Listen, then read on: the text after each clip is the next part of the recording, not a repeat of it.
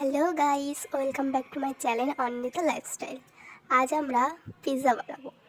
এই দেখো ম্যাজিকের মতো সব কুচি কুচি করে নিচ্ছি। প্রথমে ক্যাপসিকাম, এবার টমেটো এবং পেঁয়াজটা পরে ম্যাজিকটা করতে পারলাম না ঠিক, তবে তাও চলো দেখে নিই। এই যে এবার চিকেনের মধ্যে গোলমরিচগুলো ছড়িয়ে দিলাম, আর এদিকে মিক্সিতে শুকনো লঙ্কা, গোলমরিচ, গোটা ধনে এইগুলো মিক্সিতে গুঁড়ো করে নেবো। আর এদিকে কড়াইতে তেল বসিয়ে দিলাম।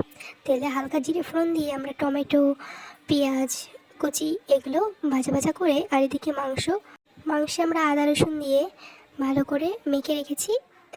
একটু ভালো করে ভাজা ভাজা হয়ে গেলে এগুলোর মধ্যে আমরা মাংস দিয়ে একটু হালকা জল দিয়ে ফুটিয়ে কষা কষা করে যেন ঝোল বেশি না থাকে সামান্যভাবে নামিয়ে নেব।